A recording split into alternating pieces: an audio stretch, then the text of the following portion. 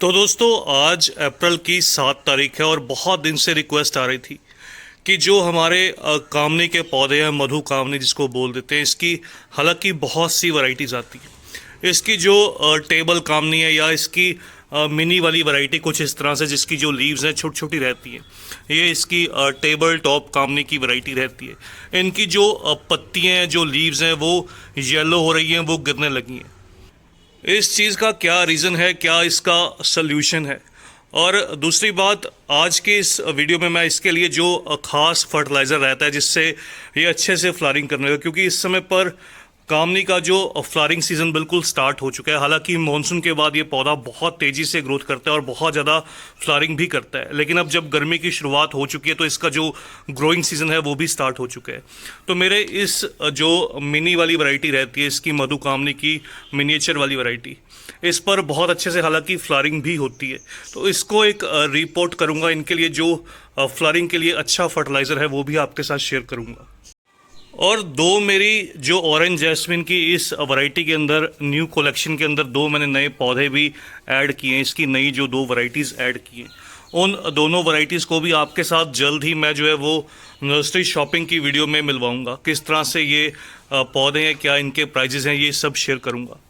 चलिए सबसे पहले तो ये जान लेते हैं कि इस पौधे की जो पत्तियां येलो होती हैं, गिरने लगती हैं, उसका क्या रीज़न रहता है। ये जो आप मेरा टेबल टॉप कामनी का प्लांट देख रहे हैं, हालांकि ये जो पौधा है ये फ्लावरिंग नहीं करता, लेकिन एक परफेक्ट ऑप्शन है अगर आप कोई ऐसा लीफी प्लांट ग्रो करना चाहते हैं जो बहुत खूबसूरत सा दिखे और टाइम के साथ एक बिल्कुल बॉन्साई में डेवलप भी हो जाए। तो ये एक बिल्कुल परफेक्ट ऑप्शन है, इस प्लांट को आप परचेज़ कीजिए। इसी का मेरा ये दूसरा प्लांट है जिसको मैंने 2 साल पहले बिल्कुल एक छोटे से पौधे से अभी तक इस जो हाइट तक है वो ग्रो किया है। तो इनकी जो हाइट है वैसे छोटी ही रहती है, बहुत ज़्यादा ये फास्ट ग्रोइंग नहीं होते। मैंने पहले भी अपने बहुत सी वीडियोस में इस पौधे के बारे में शेयर किया और बताया आपको कि इसकी लीफ येलो होने का सबसे बड़ा जो रीज़न रहता है वो रहता है, ये जो प्लांट है, नेचुरली कह सकता हूँ कि ये बहुत एक बुशी प्लांट रहता है। इसकी जो ऊपर की साइड की लीव्स हैं वो नीचे की तरफ जो कह सकता हूँ कि सनलाइट या ब्राइट लाइट रोशनी को जो है वो पास नहीं होने देती। तो एक ये सबसे बड़ा रीज़न रहता है, पहला रीज़न, इस पौधे की जो नीचे की लीव्स हैं अक्सर वो ब्राउन होकर गिरने लगती हैं।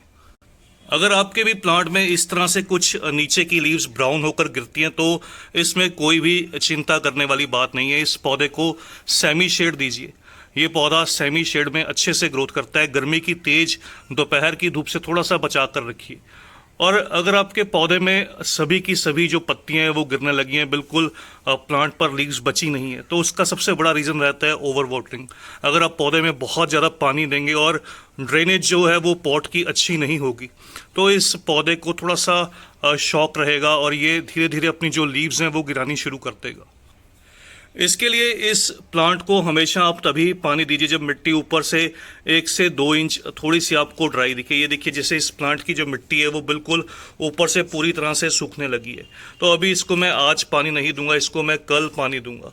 तो इस कंडीशन में रहने से ये प्लांट अच्छे से हेल्दी से ग्रोथ करते हैं।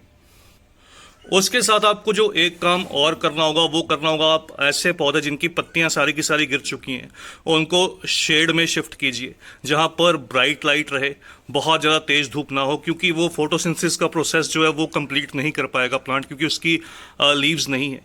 उसमें अच्छे से आप फंजीसाइड स्प्रे कीजिए और फंजीसाइड रूट्स में भी दीजिए। और थोड़ा सा जो यूरिया है उसकी नई लीफी ग्रोथ के लिए कह सकता हूँ कि 1/2 ग्राम यूरिया इसको, और साथ में इसके अंदर ह्यूमिक एसिड 1 ग्राम के आसपास ह्यूमिक एसिड इसकी रूट्स के अंदर अप्लाई कीजिए, जिससे इसकी नई ग्रोथ अच्छे से निकल कर आए। चलिए ये तो इसकी लीफ येलो होने की बात। अब बात करते हैं इस पौधे की रीपॉटिंग के बारे में। इसकी रीपॉटिंग किस तरह से करनी चाहिए मैंने पहले भी वीडियो में हालांकि शेयर किया था, लेकिन ये जो मेरा पौधा है थोड़ा सा, अब इसकी जो लीव्स आप देख सकते हैं थोड़ी सी लाइट ग्रीन कलर में है, तो इसके अंदर ज़रूर नाइट्रोजन की, माइक्रोन्यूट्रिएंट्स की थोड़ी सी डेफिशिएंसी है। सबसे पहले ऐसे कुछ पौधों को गमले से बाहर निकालने के लिए, इस तरह से ये बॉन्साई ट्रे में लगा हुआ प्लांट है, तो इसको इस पॉट में से बाहर निकालने के लिए इस पॉट के साइड की जो मिट्टी है वो पूरी की पूरी मैं ब्रेक कर दूंगा।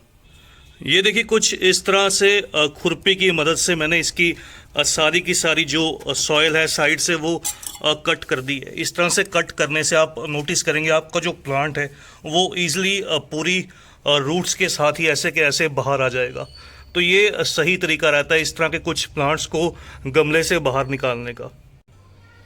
ये देखिए प्लांट को पूरा पोर्ट से बाहर निकालने के बाद इसकी जो रूट्स है नीचे की साइड को, इनको थोड़ा सा हम लूज कर लेंगे क्योंकि इसको हम बोनसाई के लिए ग्रो कर रहे हैं। तो इसकी अभी ये जो भी आप वाइट रूट्स देख रहे हैं ये सारी फाइब्रस रूट्स हैं। तो बहुत ज़्यादा हमें इन रूट्स को कोई तोड़ने की या ब्रेक करने की जरूरत नहीं रहेगी। बस इसकी साइड से थोड़ी सी मिट्टी लूज कर लेंगे इस तरह से और इसको एक नया सॉइल मीडिया देंगे क्योंकि इस समय गर्मी का मौसम है। थोड़ा सा अगर बरसात का मौसम हो तो आप इस पौधे की पूरी सॉइल जो है वो रिमूव कर सकते हैं उस समय पर। उस समय इन प्लांट्स को कोई इतनी प्रॉब्लम नहीं रहती, अच्छे से दोबारा से रीग्रो कर जाते हैं। तो अभी के लिए देखिए इसकी मैं सिर्फ ये जो आप देख रहे हैं नीचे की जो मिट्टी है थोड़ी सी हार्ड सॉइल है हालांकि ये, तो इस सारी सॉइल को रिमूव कर लूंगा। इस तरह से देखिए इसकी जो रूट्स हैं वो बिल्कुल सही निकल कर आ चुकी हैं बाहर। उसके बाद बात करते हैं इस पौधे की नई सॉइल मिक्स के अंदर इसकी रूट्स को जो ड्रेनेज है वो बहुत ज़्यादा अच्छा पसंद रहता है। इसलिए मैंने यहाँ पर जो यूज़ किया है ये 30% जो है वो राइस हस्क का जो जीरी रहती है, चावलों का छिलका रहता है, उसका इस्तेमाल किया है। साथ में 30% कंपोस्ट का और 40% सिंपल गार्डन सॉइल। तो इस तरह से अगर आपके पास ये ना हो तो आप इसकी जगह पर 20% सैंड और 20% जो है वो बजरी या कंकर पत्थर का इस्तेमाल कीजिए, ब्रिक पीसेस का इस्तेमाल कीजिए। ऐसा करने से मिट्टी में मॉइस्चर या नमी हल्की सी बनी रहेगी लेकिन पानी का जो ठहराव है वो बिल्कुल भी नहीं होगा और इसकी जो रूट्स हैं उनको अच्छे से एरिएशन मिलेगा और अच्छे से ग्रोथ भी करेंगी।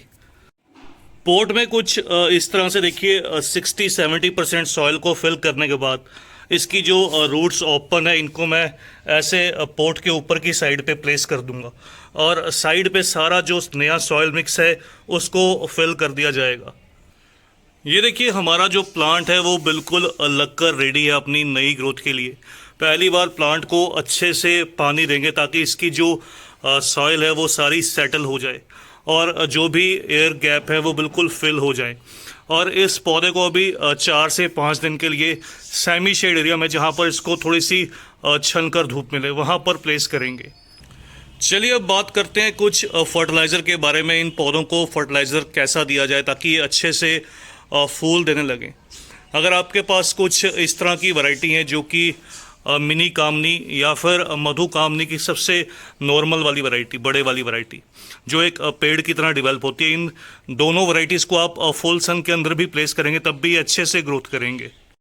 क्योंकि ये जो पौधे रहते हैं ये हैवी फीडर रहते हैं और केमिकल और ऑर्गेनिक दोनों फर्टिलाइज़र को ईजिली जो है वो एब्जॉर्ब भी कर लेते हैं। केमिकल फर्टिलाइज़र से भी इन प्लांट्स में कोई भी साइड इफ़ेक्ट या कोई ऐसा नेगेटिव रिजल्ट नहीं रहता। लेकिन सबसे पहले हम बात करेंगे फ्लावरिंग के लिए, जो इसके लिए कह सकता हूँ कि ऑर्गेनिक फर्टिलाइज़र बेहतरीन रहेगा। वो देखिए इस तरह से कुछ मैं ऑर्गेनिक जो फर्टिलाइज़र प्रिपेयर करता हूँ ये बनाना पील का लिक्विड फर्टिलाइज़र है। इस लिक्विड फर्टिलाइज़र के अंदर आप 4 से 5 1 लीटर पानी में केले के छिलके डाल दीजिए और साथ में आधा चम्मच मस्टर्ड केक, सरसों की खली और 50 ग्राम के आसपास कंपोस्ट, काऊ डंग या वर्मी कंपोस्ट कोई भी इस्तेमाल कीजिए। तो उससे ये फर्टिलाइज़र जो है वो 4 से 5 दिन में बनकर रेडी हो जाता है और बहुत अच्छा एक फ्लावरिंग के लिए रिजल्ट भी देता है। इसी का आप चाहें तो इस तरह से कुछ पाउडर फॉर्म में भी फर्टिलाइज़र प्रिपेयर कर सकते हैं। पाउडर फॉर्म में भी जो रिजल्ट है वो बहुत अच्छा देखने को मिलेगा।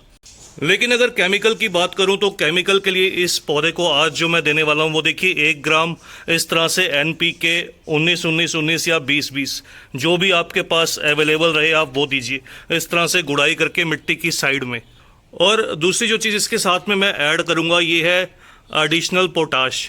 NPK के अंदर भी हमारा जो पोटाश है 19-19 के अंदर वो ऑलरेडी अवेलेबल था, लेकिन एडिशनल जो है ये MOP म्यूरेट ऑफ पोटैश, इसका 1 से 1.5 ग्राम। तो इसी तरह से सेम पोट के अंदर मैं इस तरह से देखिए साइड में प्लांट की, अगर आपका पौधा कुछ ज़्यादा छोटी एज का है तो थोड़ा सा आप कम यूज़ कीजिए। अगर आपका पौधा 1 से 2 साल का है, जिस तरह से थोड़ा मैच्योर प्लांट है, तो आप इस तरह से 1 से 1.5 ग्राम दोनों फर्टिलाइज़र का इस्तेमाल कीजिए। तो बस दोस्तों ये थी इस ऑरेंज जैस्मिन, मधु कामनी, मरिया पेनिकुलाटा, कोई भी आप नाम से बुला सकते हैं, इस पौधे की पूरी जानकारी। इसको आप इसी तरह से फर्टिलाइज़र दीजिए और इसकी केयर कीजिए। आपके जो पौधे हैं वो बिल्कुल स्वस्थ रहेंगे और इनकी जो पत्तियाँ हैं वो बिल्कुल हरी भरी रहेंगी। तो फिर किसी दिन मिलते हैं किसी और नए टॉपिक के साथ, किसी और नई वीडियो के साथ।